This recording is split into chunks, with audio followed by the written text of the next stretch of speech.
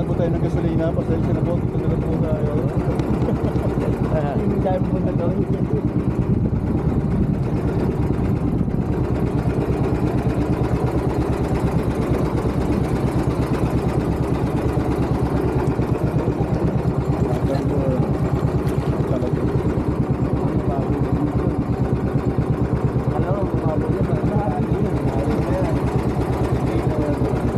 Kinukaya na yata ang ilalim nito ng buhangin eh.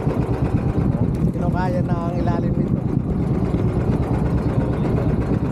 Dito nagtiging ang mga tinatambak sa amin. Dolomite Beach.